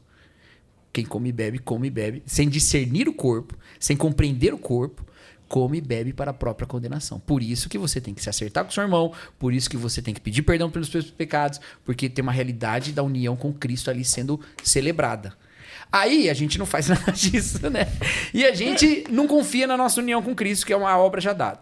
Aí a gente também não desenvolve o raciocínio sobre isso, ou quando desenvolve para fazer teologia, a gente faz para separar. A gente não senta assim e fala, olha, quem une é Jesus, e a gente vai tentar entender isso aqui agora. É importante entender? Importantíssimo. Paulo vai trazer nessa mesma carta um monte de questão doutrinária lá. Se você não acredita na ressurreição, você não está acreditando no evangelho. Se você faz desse jeito, saiba que nenhuma igreja faz assim. Paulo vai falar um monte de coisa que você tem que saber. Então a gente tem que fazer teologia? Tem que fazer teologia. Mas a gente tem que fazer teologia dizendo, olha, no final, a comunhão é uma obra de Deus. Então eu quero fazer teologia não para descobrir quem está fora. Eu quero saber teologia para desenvolver plenamente o que significa fazer parte de Jesus Cristo. Entendeu? Aí a gente pode chegar numa conclusão de que a gente discorda de algum ponto. E eu posso dizer, bom, esse ponto a gente discorda, mas não tem problema. Há espaço para discordar. Alguns consideram um dia mais santo que outros consideram iguais todos os dias. Quem faz assim faz para a glória de Deus, quem faz do outro jeito também faz para a glória de Deus. Então tem alguns pontos que a gente pode discordar. Outros pontos eu não vou conseguir. Outros pontos eu vou falar assim, meu irmão, eu não acho que isso é ser cristão. E você vai falar, pois eu acho que é. E aí a gente vai falar, então a gente não está em unidade. A minha igreja, a sua igreja não se reconhecem como sendo a mesma doutrina. E aí? E aí que pode ser lá na frente, os nossos descendentes vão falar, nossa, brigaram por uma coisa tão boba, né? Igual a gente olha para Lutero e Zwingli hoje, que brigaram por causa da ceia, a gente fala, brigaram por uma coisa que não era tão central assim. Mas um estava mandando o outro pro inferno. Então, a gente tem que entender que a teologia, ela é temporária. Ela é imperfeita. Porque a teologia é uma tarefa humana em cima da palavra de Deus. Ela não é a palavra de Deus. A palavra de Deus é a palavra de Deus. A teologia é uma tentativa de fazer senso dessa palavra. E às vezes a gente erra. E às vezes a gente só vai descobrir que errou séculos depois. Exato. Mas o que nos une é a obra de Jesus. E a gente está com um desejo sincero de se unir a Jesus. Então, primeira característica da nossa comunhão é a obra de Cristo. É uma dimensão mística da comunhão cristã. Mas tem uma dimensão doutrinária. A gente é parte de igrejas evangélicas e a gente reconhece que há igrejas que não são da mesma doutrina nossa. Então, de alguma maneira, a gente não está junto. A gente também acredita nisso. E tem uma outra parte, né? E essa dimensão doutrinária está na ceia também, porque Paulo fala, eu transmiti o que eu também recebi. Tem uma transmissão de tradição doutrinária. E tem uma outra parte que é prática. Ele fala, quando vocês comem e bebem, anunciam a morte do Senhor até que ele venha. Que é um anúncio na prática. É uma unidade missional, que tem a ver com a prática, com a proclamação. A gente é unido em Cristo pela obra dele. A gente é unido doutrinariamente porque a gente se esforçou para compreender a palavra e crer que está na mesma fé. Mas a gente também é unido na missão, na obra, no fazer. Essas são as dimensões da comunhão cristã. É completamente diferente de Babel. Babel não é uma comunhão ao redor da obra de Jesus. Babel é uma comunhão ao redor de qualquer outra coisa. E eu faço comunhões com outras pessoas com base em qualquer outra coisa. Eu trabalho, a gente está unido lá num projeto para resolver alguma coisa. Eu torço pro Corinthians e a gente está unido com outros que são corintianos. Já tem um problema. Agora, até aí tudo bem, mas veja só. Eu sou brasileiro com outros brasileiros, mas se eu coloco a minha identidade de ser brasileiro maior do que a de ser parte de Cristo, isso vai gerar nacionalismo, xenofobia, vai gerar um monte de problemas. Mas quando eu falo, não, o mais importante é que eu sou unido a Cristo, que morreu pela humanidade, então o fato de ser brasileiro é só um tipo da graça de Deus. Exato. Como também é agraciado quem não é brasileiro, é agraciado em ser outra coisa. Mas se eu coloco isso lá em cima, vai dar problema.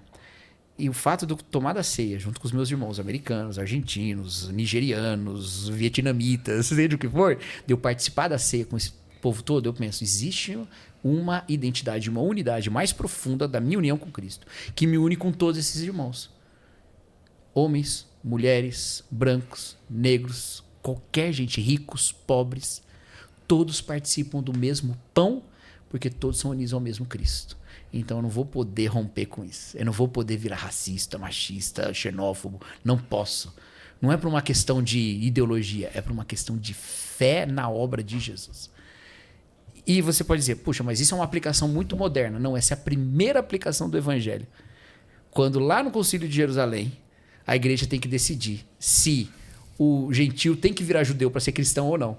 E eles falam, não precisa. Ali está afirmado o quê? Que a gente continua sendo em Cristo por outras coisas, que não nossas identidades nacionais. E qualquer outra coisa. É por isso que Paulo vai falar. Em Cristo não tem judeu, nem grego, nem escravo, nem livre, nem bárbaro, nem cita, né? Em Colossenses, em Gálatas tem homem e mulher também, né? Todos são um em Cristo, e Cristo é tudo em todos. É por isso, a gente come da mesma ceia, porque nós somos um no corpo de Cristo. Isso nos une uns aos outros. Isso nos diferencia de Babel. Babel queria fazer um nome para si. Nós somos unidos pelo nome de Deus em Cristo. Então é outra parada, né? A comunhão cristã deve ser reforçada, então, com nós nos encontrando ao redor de Jesus. Certo? Sim. Quando eu estou na igreja, por exemplo, brincando com os jovens, eu não estou em culto, eu não estou em EBD. A gente está ali tirando sarro, dando risada. Eu tive uma reunião com os jovens semana passada e depois a gente ficou comendo cachorro quente na igreja. Gente, mas era tanta risada, era tanta bobagem boa, né? Boa baixa. No dia tá lá. E aí? Isso é importante? Não, isso é bom, mas por quê? Porque Jesus pode estar aqui no nosso meio também. Sim. Mas o dia que a nossa unidade tem que deixar Jesus de fora, ele já não é mais a presença formadora da nossa comunhão. Entendeu? Então o dia que a gente resolve que a gente não vai estar unido para fortalecer nossos laços, para ser generoso, para ser fraterno, mas a gente está unido para, por exemplo, sair à noite aí e dar vazão às nossas vontades de sair passando rodo, né? Não, Jesus com a gente não vai nessa. Então a gente não está sendo formado pela presença de Jesus. Jesus é a amizade formadora das outras. Então ele tem que estar ali formando a gente. Isso é que nos diferencia de Babel e de qualquer outra unidade. Isso é que diferencia Jerusalém de Babel. Sim. Jerusalém é a cidade de Deus. Babel é a cidade de qualquer outra coisa. A gente saiu daqui, a gente foi para um país da Ásia, numa missão que a gente tem, do outro lado do planeta. E os nossos irmãozinhos lá em Cristo, cara, parecia que eu estava aqui. Verdade. Para você ver como Cristo nos une, que a barreira da língua, a barreira cultural, mesmo com tudo isso, nos faz ser muito parecidos. É uma coisa muito legal. E é uma disposição, né? Essa disposição de incluir o outro é uma disposição de quem acredita que foi incluído num relacionamento com Deus, entendeu? Sim. Então, é uma experiência. A nossa experiência... o que a lei falava para o judeu? Falava assim, trata bem o estrangeiro porque você também foi estrangeiro no Egito, certo? O que Paulo fala para Tito? Trate todo mundo bem Porque você também já foi desprezível, mas veio lavar regenerador do Espírito. Tito capítulo 3. Eu resumi, porque são uns 8 versículos lá. Mas é mais ou menos isso. Então, a lei lá... Eu dei um tapa no microfone aqui, vai atrapalhar toda a gravação. Mas a lei lá atrás fala, pensa lá de onde você saiu e entende que o outro saiu de onde você saiu também. E Paulo em Tito está falando, pensa lá de onde você saiu e o outro saiu de lá também. Então, essa experiência nos forma. Entendeu? Por que a gente tem um senso de inclusão quando chega uma pessoa estrangeira no seio da igreja? Porque a gente foi incluído na comunhão de Deus. Sim. E a gente entende que a gente estava de fora. Entendeu? Então a gente tem que ter essa disposição. Domingo eu dei na igreja uma aula sobre Trindade, né? E eu falei, o que é Trindade, né? Dei aula toda ortodoxa sobre a Trindade lá. Falei, mas qual que é o efeito prático disso? Não, então pensa uma coisa. Sabe quando eu mudei de escola no ensino médio? Eu morava em Tupã, uma cidade lá da Alta Paulista, conhece? Já fui muitas vezes lá já. Lá da Alta Paulista, né? E mudei para Campinas com 15 anos. Então, eu fiz 6 meses no primeiro ano do ensino médio em Tupã e depois os outros 6 meses em Campinas. E Tupã e Campinas são 2 cidades completamente diferentes. As pessoas são diferentes, a juventude é diferente, as escolas eram completamente diferentes. Então, quando eu cheguei assim, né? Tímido, com medo e tal. Ainda bem que eu tinha uns amigos na escola lá que já eram da igreja também. Eu fui pra uma escola que tinha 2 pessoas que eram da igreja que me ajudaram um pouco. Mas assim, ainda assim, não eram da minha turma. Então também... Sabe, já pensou essa cena? Pelo menos em filme você já viu isso, né? Chega alguém numa escola nova, assim, tudo assim, né? Tudo acanhado. Aí olha aquela pessoa popular, né? Cara, no final eu odeio aquela pessoa porque ela é tudo que eu não sou. Ao mesmo tempo, queria muito ser, queria muito estar naquela posição, né? Agora, pensa que Deus é esse grupinho popular, só que absolutamente amável. Absolutamente confortável, que te vê e fala, uau, vem aqui, tá com a gente e tal. É o que a Trindade faz com a gente na salvação. A gente vive esse mundo cheio de vontade de se justificar. E aí a Trindade olha pra gente e fala assim, ei, mas já tá justificado. Você não precisa fingir ser nada. Você só precisa estar aqui. E abraça e carrega a gente, entendeu? O que transformador é isso? Agora, como é que a igreja tem que viver? Do mesmo jeito. É olhar para as pessoas e falar, ei, ninguém tá aqui por mérito, não. A gente também chegou acanhado e a gente foi incluído por causa de Jesus. Então você também tá incluído por causa de Jesus, vem cá, entendeu? E assim a gente vai desenvolvendo a nossa fé. E aí vai sendo formado pela presença de Jesus, que é a coisa importante de se dizer. De novo, é por causa de Jesus, então você não pode deixar Jesus de fora. Nenhuma igreja deve ser legal de estar só porque a igreja é deliciosa. Não, é porque lá tem Jesus também, entendeu? Porque senão cria grupos deliciosos em outros lugares, né?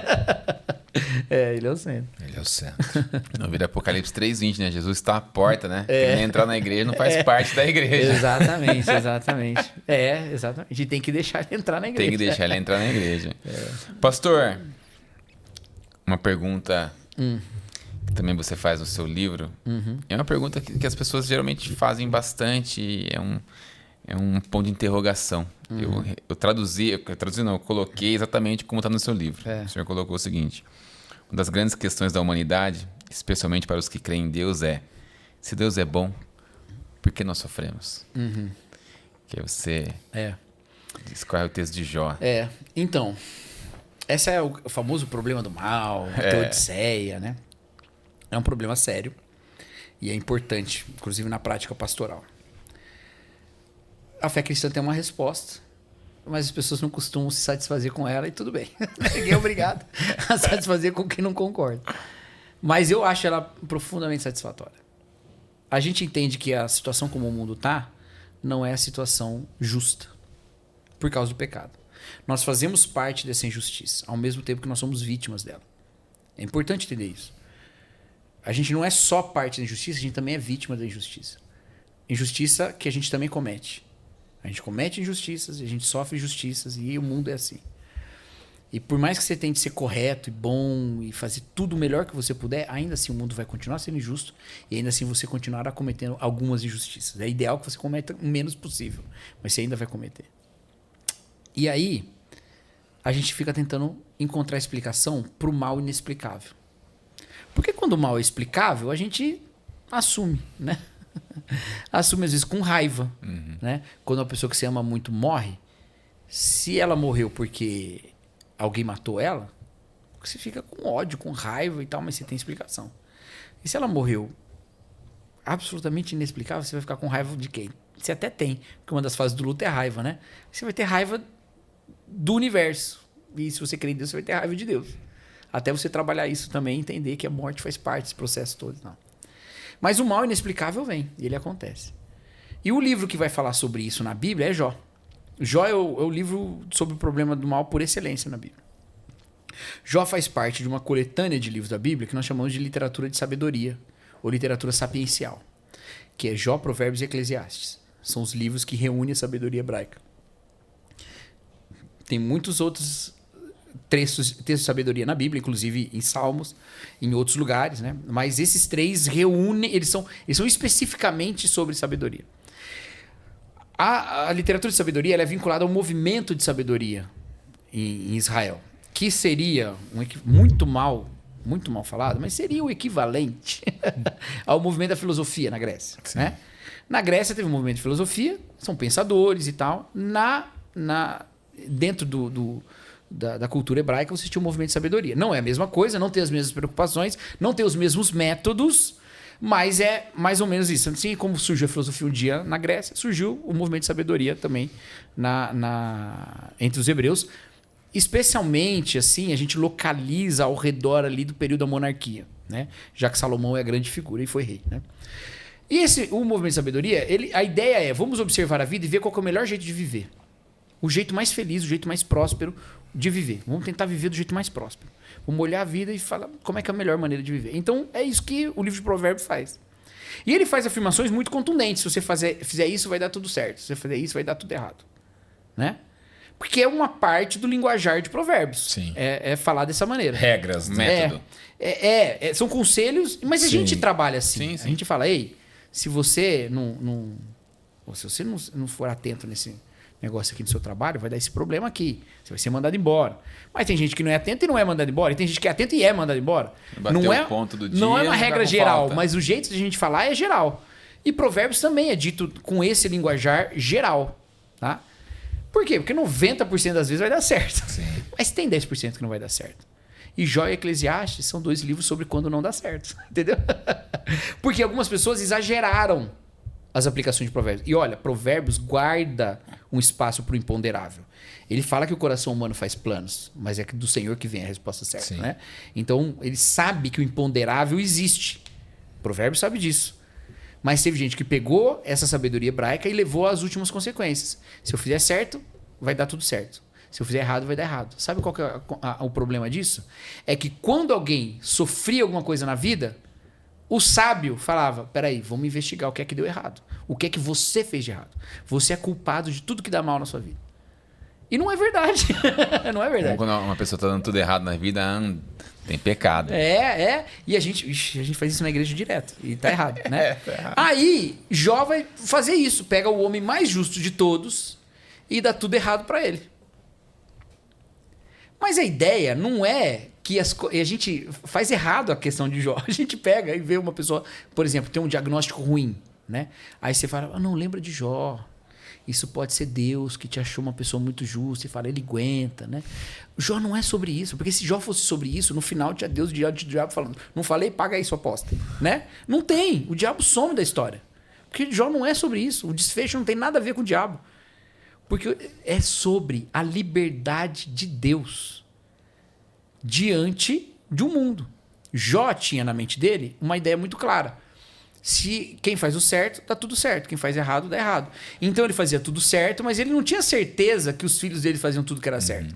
Então ele ia orar e oferecer sacrifício pelos filhos. Falando, ó, Senhor, se eles não fazem o que é certo, o Senhor cuida deles. Eu tô aqui. Então ele buscava fazer tudo o que era certo. Aí dá tudo errado. Só que quando dá errado, a primeira coisa que ele perde, filho, casa, propriedade, animais, tudo, o que ele diz? Ele fala assim, o Senhor deu, o Senhor tirou, bendito seja o nome do Senhor. Tranquilo. Aí o diabo tem a segunda chance. Tranquilo, né? Calmo e sereno. O diabo vai e toca no corpo dele, deixa ele doente. Aí o que ele faz? Ele fica revoltado? Não fica revoltado. Ele fala só assim, receberíamos o bem que vem de Deus e não o mal? E aí o texto diz, até aí Jó não pecou com os lábios não, tá tudo certo.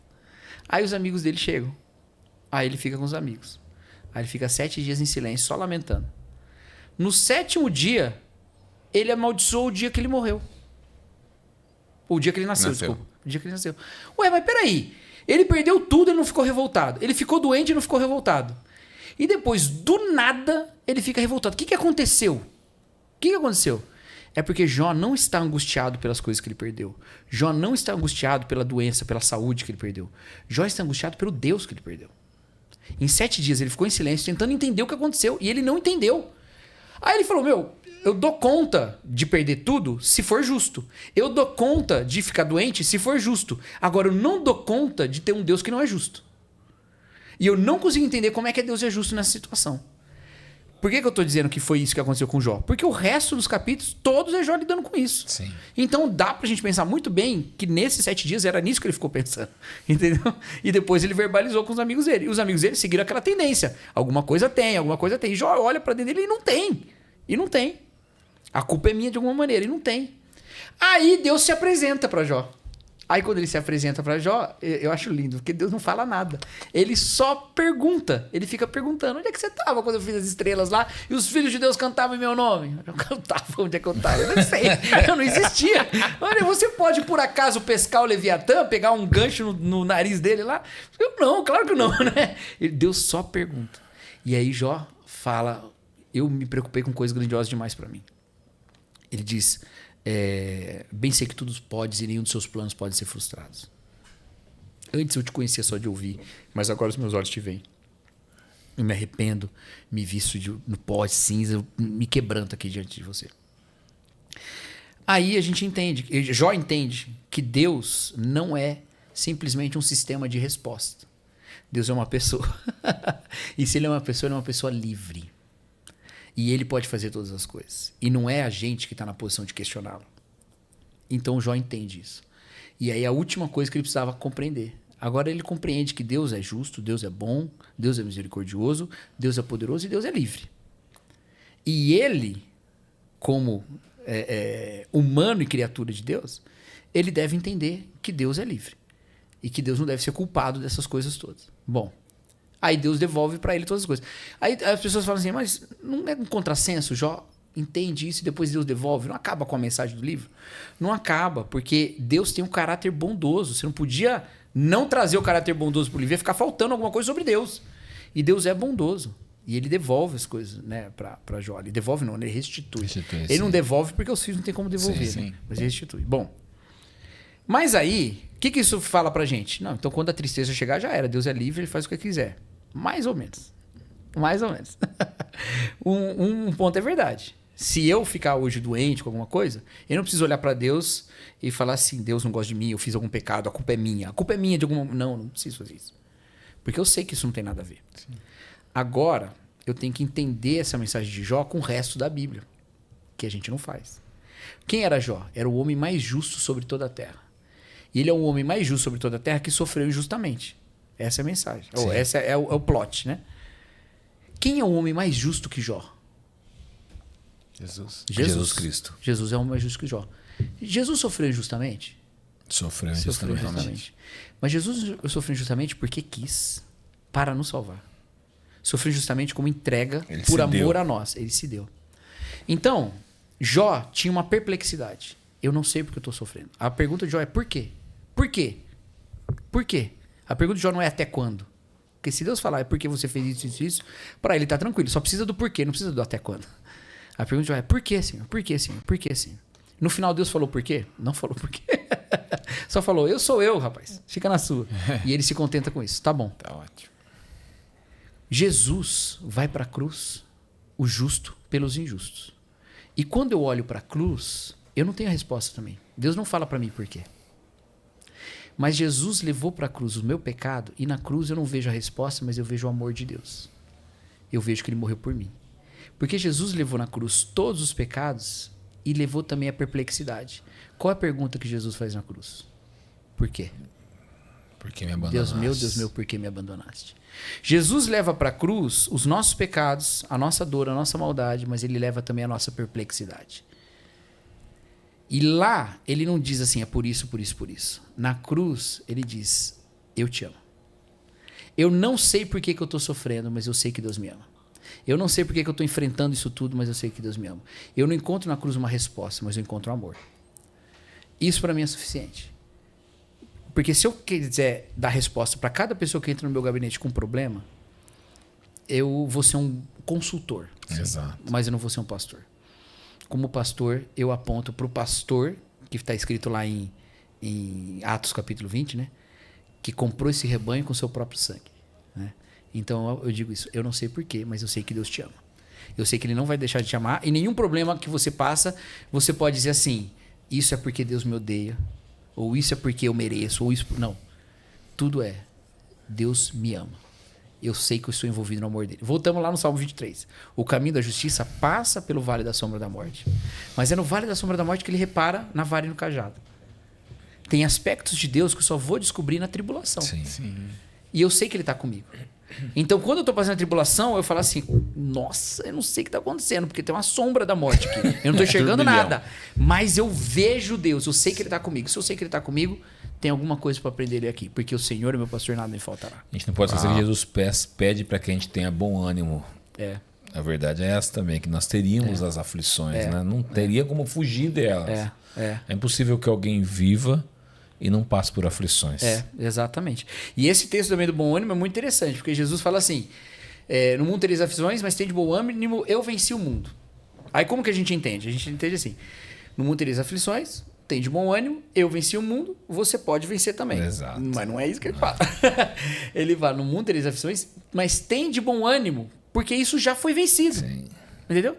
Ele não está falando que você precisa vencer mais. Ele já está vencido. Então, anime-se no fato de que essas injustiças do mundo, essas dores do mundo, elas já foram vencidas. Elas já acabaram. Encha-se da esperança de Jesus. Por que os apóstolos enfrentaram o martírio? Porque o martírio é um sofrimento terrível. Mas ele é parte de uma realidade derrotada. E acabou, então não tem problema. Entendeu? Eu tô fundamentado em Jesus. Tem de bom ânimo, anime-se nisso, no fato de que eu venci o mundo. Então a gente afirma essa vitória de Jesus, entendeu? A gente afirma. Eu não vou citar mais nenhum alemão, não. Vou deixar. Sabe o que é engraçado que nesse país, depois a gente fala mais sobre ele quando a gente estiver fora daqui, mas as pessoas, é um país muito perseguido e as pessoas diziam o seguinte pra gente quando a gente estava lá esse ano. Nós recebemos ameaças diariamente. E sabe quem diz para as pessoas? Fala o pastor Diogo, pastor Hugo, quem te diz para as pessoas? A gente diz assim para elas: vocês podem me matar, não tem problema nenhum, porque eu estou com Cristo. É isso aí. Isso é... Já estou com ele. Essa é a fundamentação da nossa esperança.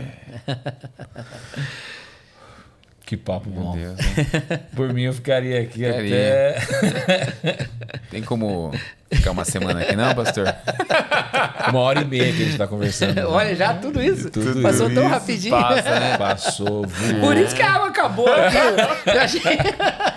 tá seco, acho que eu tô tomando muita água. Não, o tempo foi longo, meu. Pastor, queria que você falasse um pouquinho para aquela câmera do seu livro, que as pessoas podem... Segurar o livro aqui, ó. Podem encontrar nele, né? Irmãos, é o seguinte. Esse livro aqui, ele foi elaborado do jeito que eu falei para vocês, mas nele tem um monte de... É o fim de um monte de reflexões da minha vida ministerial, né? Eu falo aqui nos agradecimentos que eu tenho o privilégio de ser pastor da igreja que eu sou pastor, né? Que eu tô chegando aos 10 anos de ministério lá. E que... Como é que eu coloquei aqui? Eu já até perdi aqui. Eu falo que muito dessas reflexões vieram de estar ali, né? De estar nessa igreja. Ali, ó, aqui, ó. Onde pude pela primeira vez...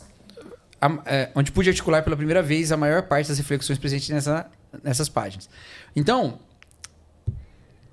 esse livro, ele nasce de um envolvimento pastoral, ministerial.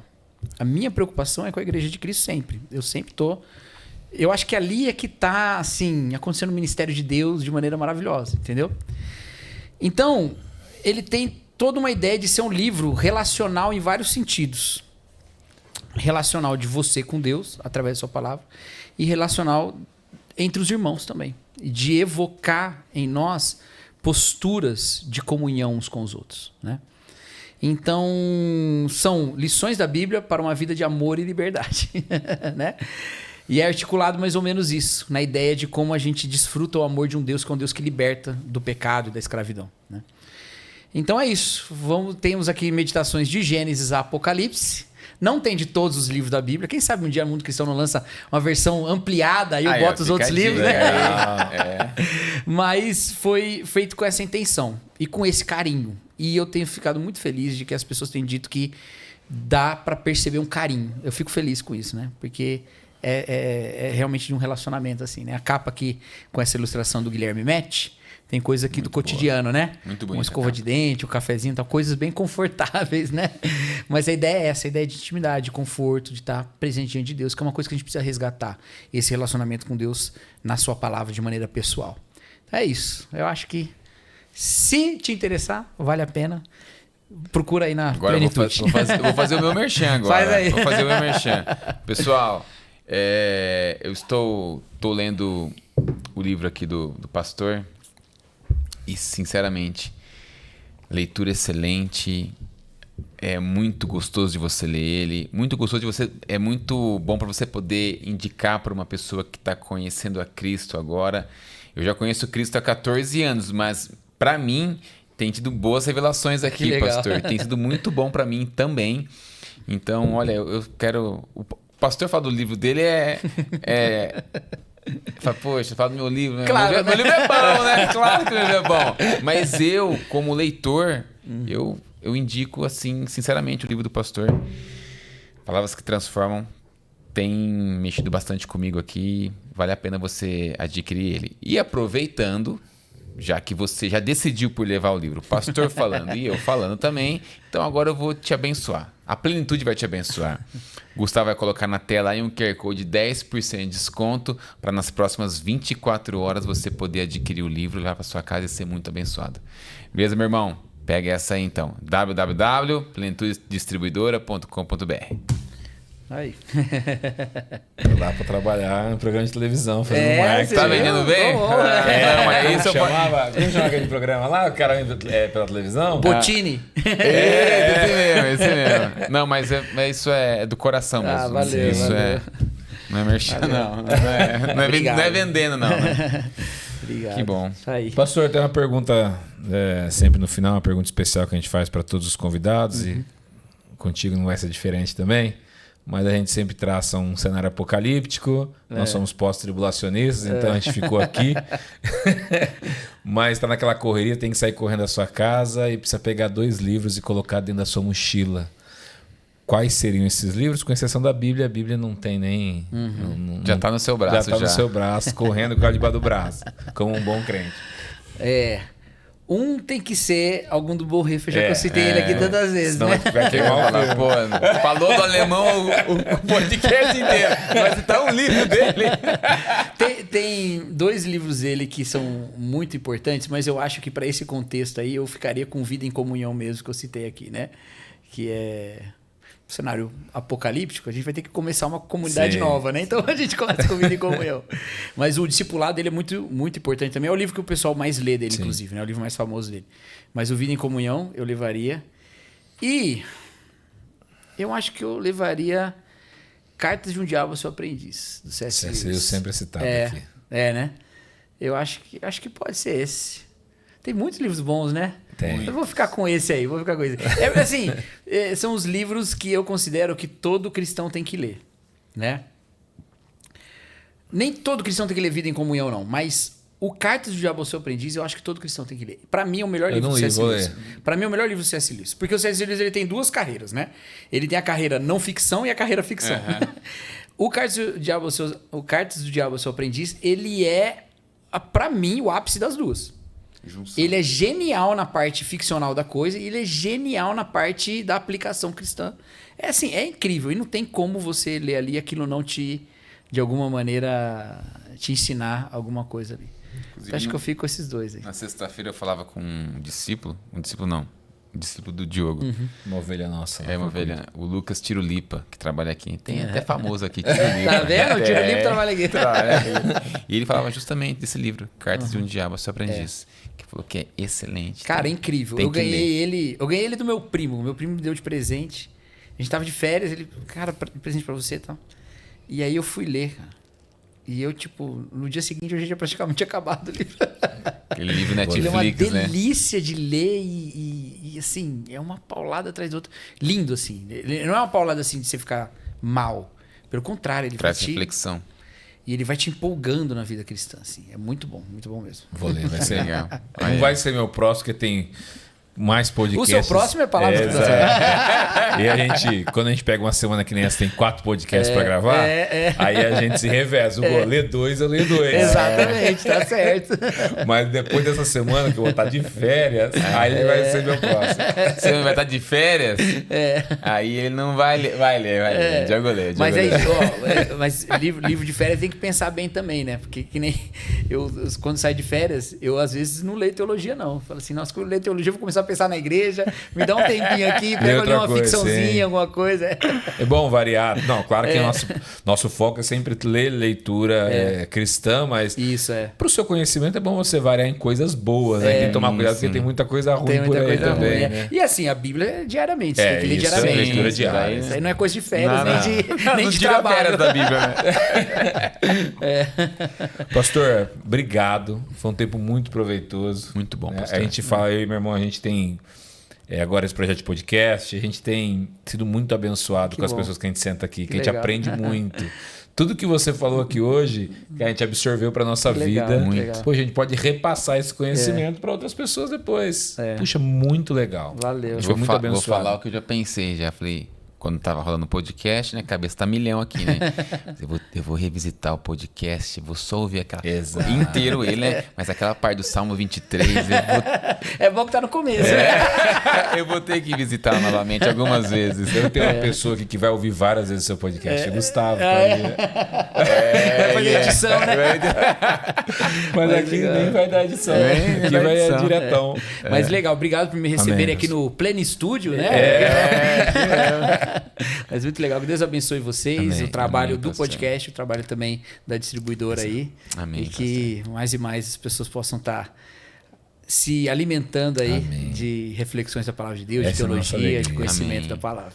Amém. Nossa grande motivação como empresa é evangelizar o mundo através realmente da literatura cristã. Legal. Vamos nessa. Amém. Pastor, termina orando aí. A gente sempre pede pro convidado orar. Vamos orar então.